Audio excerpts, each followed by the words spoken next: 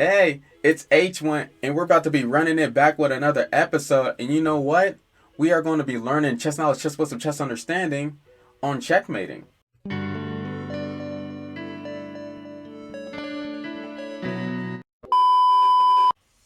How to checkmate with the Queen and Rook is just a topic that everybody should know about. But if you don't, then stick with me because H1 will deliver. Just like UPS or something, I will deliver the package. No pause. So let's get into it. Teaching chess, yes sir. Let's get into this position right quick. So in order for you to do this checkmate, you have to know what checkmate is, and you have to know what check is. So check is when you're attacking the king. Checkmate is when you're attacking the king and the king cannot get out of the check or get out of danger. So that is checkmate, and checkmate is when you win the game. Okay, and the king cannot be in danger because if they go into danger, then that would be an illegal move.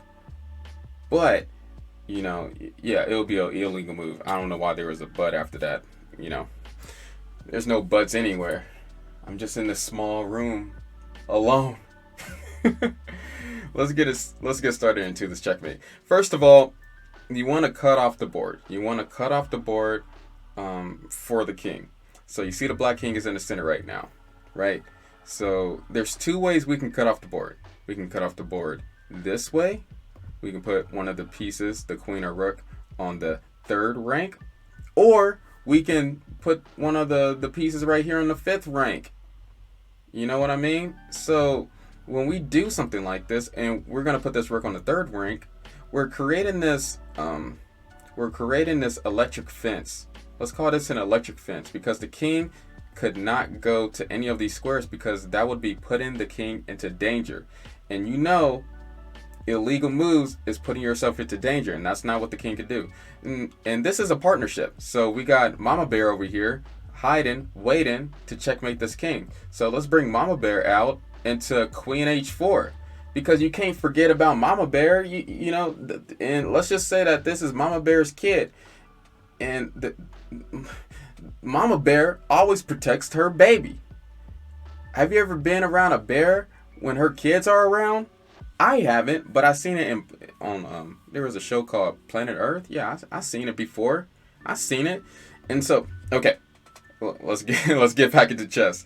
These are the two electric fences that we just created, right? These are the two electric fences that we created, and the king cannot go down at all.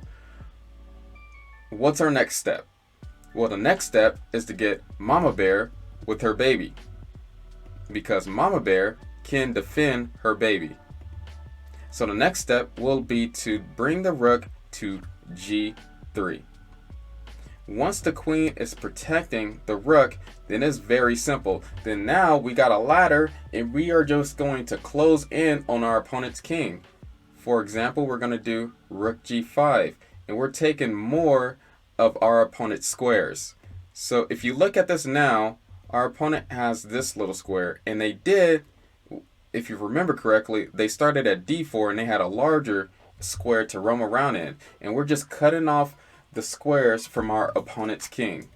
So let's step up with Mama Bear right quick. Queen H6, you know what I mean? And then now the king was forced to move up since we put the king into check. The king in danger has to get out of danger. And then, the next move, right? Rook G7. And then checkmate, since they only have this one rank to go on, would be Queen H8. Now, if you look at this position, this king is in check by the queen, and the king cannot go up at all. Dang, that arrow's ugly. But the king cannot roam anywhere without being in danger. So this is checkmate, and we got the checkmate off in 7 moves, so that's good. Let's go over this again. So there's a couple things that I would like to mention so you don't mess this checkmate up. For example, let's say we do the same pattern again, right? We do rook A3, and we just need to cut off the board. And then let's do Queen H4. And we brought the rook to Mama Bear, right? So that the queen can protect the rook always when you're going up the ladder. But let's say we bring the queen to the baby, which that's that's kind of awkward. Because the queen is not protected at all. So let's say we did this, right? It doesn't seem right because now this is stalemate. This is stalemate because the king has no more squares to go to, because that would be putting the king into danger. So nobody wins in this whole scenario. And that's why the queen should be in the background and the rook should be in front. The queen is still protecting the rook, but nobody's protecting the queen. Let's say we did have one more move to go to queen b8. The king would be able to capture our queen free because the king moves every direction once. That's why when we are doing this checkmate, we have to be really careful not to mess this up, because it's really easy to in the beginning. I feel you. So let's do this like always, and let's just move this king around. Let's move this king out of the way because we want to do this checkmate very smoothly. And now the queen is in the back and the rook is in front, and we can do this simple checkmate again where we are cutting off all the king's squares, and Mama Bear is going in with the checkmate, and the baby finished it off. So there you go. That's the queen rook checkmate. And let's go over one more thing, because this is really important too. This is another form of that checkmate with the queen and rook. So if you look at this position, the queen is taking care of the E file, and the rook is taking care of the C file.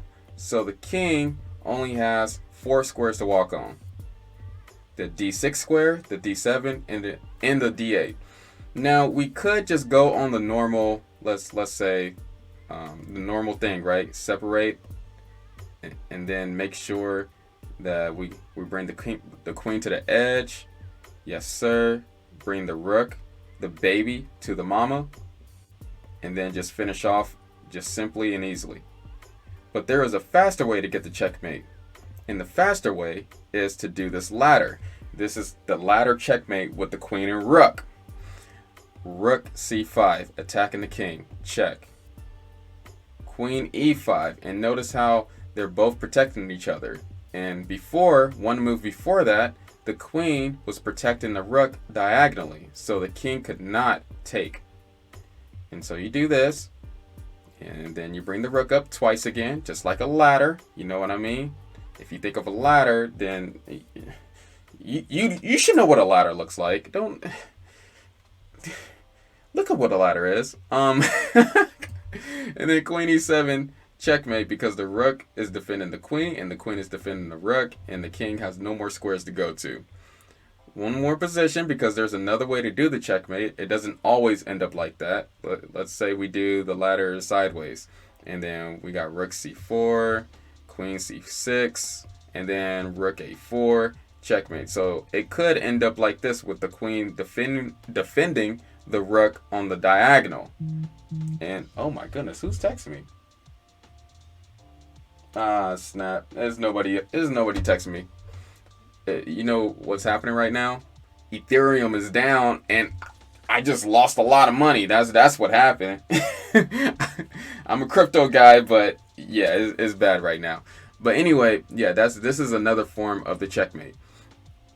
And yeah, that's pretty much it on checkmating with the queen and rook. And I will be publishing some more checkmates so that you can know how to do it in your actual games. And if you practice this with like Lead Chess or chess.com, the analysis board, and you just set this up and just practice it every now and then, once you become proficient, you're going to be able to do this in your own games, and you're going to beat somebody. You're going to beat somebody's tail. You're going to beat somebody just like Bobby Fischer. You know what I mean? You should be able to beat anybody with this checkmate. If you're up a queen and rook, you should be able to beat anybody with this checkmate. So with that note, hey, I got other videos. Come on. Peace. It's no turning back, pressing on toward the vision. Yeah, I see where we was, and I see where we going. It's no turning back, pressing on toward the vision. Yeah. Man, we choosing to get up and keep it moving. It's